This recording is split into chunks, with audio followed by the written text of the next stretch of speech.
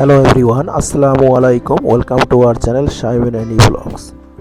প্রিয় ভিউয়ার্স, আজ আমরা চলে এসেছি মেঘনা নদীতে ভ্রমণ করার জন্য। সারাদিন ঘুরলাম।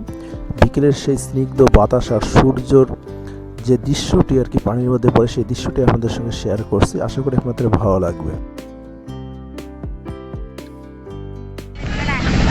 দর্শক, ভিডিওটি আর দীর্ঘায়িত করব না, অলরেডি অনেক বড় হয়ে গেছে।